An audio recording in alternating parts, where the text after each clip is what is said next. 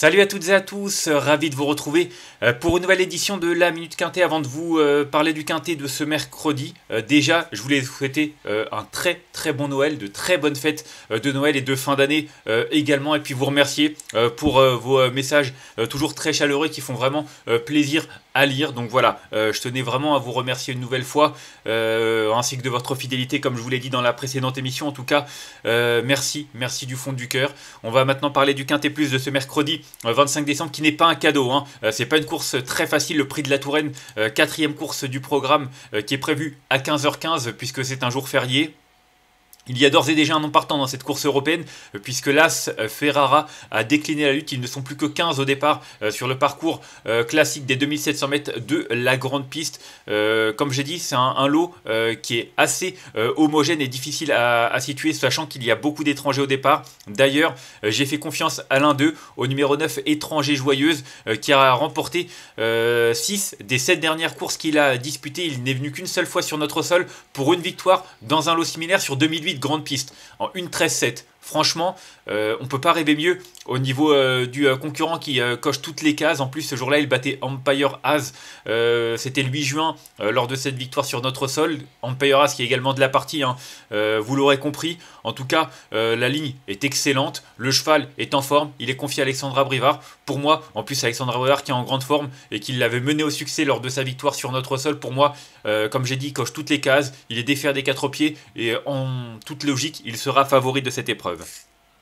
Ensuite, j'ai retenu en deuxième position le 14 Express Dark, qui est en forme, hein. Lui aussi, il vient de s'imposer lors de son retour sur notre sol. Encore un concurrent italien qui a gagné sur 2008 grande piste, hein, lui aussi, en battant Empire As. Donc voilà, la ligne est bonne. Empire As, pour ne rien vous cacher, je l'ai retenu en troisième position parce qu'il a été battu par ces deux-là. En tout cas, il trottait 14,3 sur 2008 grande piste. C'est un bon chrono. C'est un peu moins bon que le numéro 9 Étranger Joyeuse. Mais clairement, le cheval est un peu en retard de gain. Il est dans sa catégorie et pour moi, c'est également une toute première chance.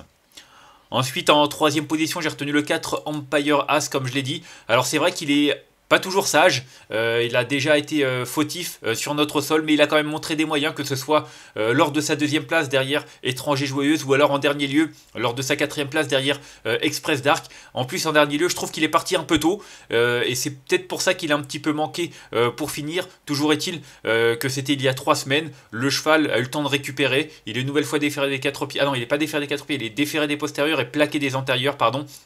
Toujours est-il qu'il est quand même allégé dans sa ferrure, signe de confiance, et c'est vrai que s'il ne part pas d'aussi loin, il est pourquoi pas capable de devancer l'un des deux concurrents qu'il affronte, hein. C'est franchement pas une impossibilité, étant donné qu'on a des poulains qui ne sont pas forcément arrivés à leur limite, mais en tout cas c'est une première chance s'il se montre sage. Ensuite, en quatrième position, deuxième atout Bazir, hein, le numéro 11 Kempel de Guez. Pour moi, c'est peut-être la meilleure chance française, hein. C'est un cheval qui revient bien. Alors, il monte de catégorie, mais lui aussi vient de s'imposer sur 2008 grande piste en 1:13,8. C'est un excellent chrono. L'hiver dernier, il a réalisé de belles choses. Il s'est montré régulier dans cette catégorie. Donc, pour moi, il est encore un petit peu en retard de gain. Il est bien engagé. Tristan Ouvry s'en sert très bien. Donc, voilà, un cheval qui arrive avec vraiment pas mal de fraîcheur, étant donné qu'il n'a couru que 4-5 fois depuis le début de la saison, enfin depuis son retour en piste en octobre. En tout cas, je trouve que là, il hérite d'un engagement qui peut lui permettre également de jouer une place sur le podium.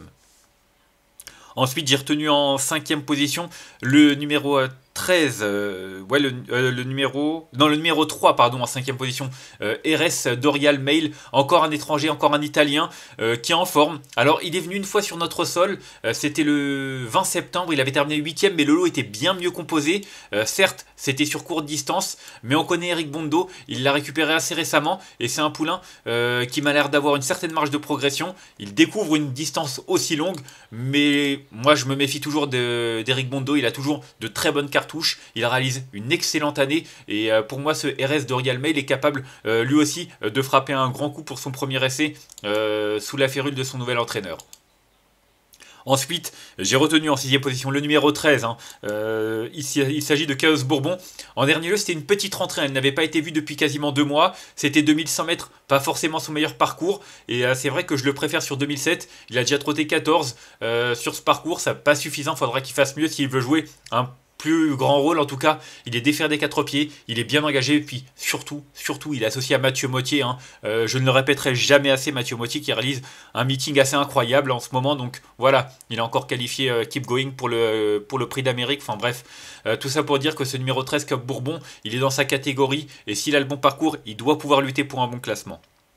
Ensuite, j'ai retenu en 7ème position le 15 Killer Forlova. Lui aussi est dans sa catégorie, lui aussi est bien engagé. Il reste sur une très bonne tentative lors de son retour à l'attelage. Il n'a aucun problème avec ce parcours.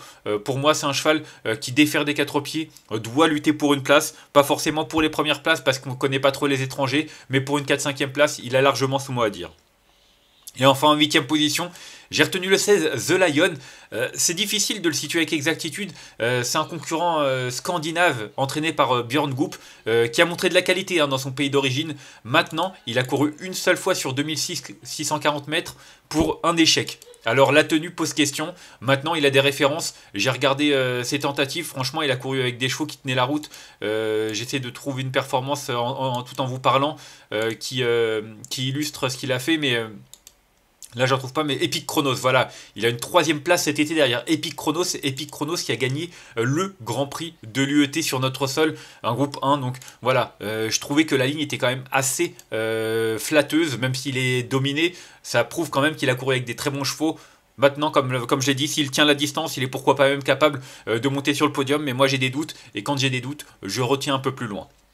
Et en cas de non portant, j'ai retenu le numéro 7 Expresso Italia qui est en forme. Un cheval italien qui lui non plus n'a pas fait ses preuves sur longue distance. D'ailleurs, il a couru une seule fois sur 2007. C'était à Milan pour une disqualification. Donc voilà, un cheval qui a peut-être quelques performances intéressantes à faire valoir et qui a couru dans de très bons lots également. Mais bon, voilà. À ce niveau-là et sur ce parcours, j'ai des doutes. C'est pour ça que ce sera juste un regret. Mais clairement, c'est une course ouverte. Et s'il faisait à faire l'arrivée, il n'y aurait pas crié au scandale. On va faire un petit récapitulatif de ma section avec le 9 que j'ai retenu devant le 14, le 4, le 11, le 3, le 13, le 15 et le 16. Et en cas de non partant, le numéro 7. Voilà, vous savez tout. Moi, je vous remercie d'avoir suivi cette nouvelle édition de la Minute Quintée. En conseil de jeu, j'ai pas fait de conseil de jeu parce que c'est vrai que la course est ouverte. J'avoue que... c'est pas toujours évident. Si je devais en retenir 3, mes 3 premiers, 9, 14, 4, étant donné ce qu'ils ont montré sur la grande piste et dans cette catégorie, pour moi, s'ils se montrent tous les 3 sages, c'est pas qu'il ne devrait pas y avoir de course parce que ça reste des poulains de 4 ans et que c'est ouvert, mais je vois pas comment ils sortiraient du quintet ces 3-là. Mais bon, une course reste une course, comme vous le savez, et ça prête parfois à quelques surprises. Maintenant, on va se quitter pour de vrai. Je vous remercie en tout cas de m'avoir suivi. Si vous avez aimé cette vidéo, n'hésitez pas à la liker, à la partager ou encore à vous abonner à notre chaîne YouTube en cochant la petite cloche pour être au courant des prochaines vidéos. On se retrouvera demain pour une nouvelle édition de la Minute Quintée. Je crois que c'est du côté de Chantilly avec les galopeurs. On en reparlera d'ici là. Je vous souhaite en attendant une excellente journée, un très bon Noël et je vous donne rendez-vous dès demain. Bye bye.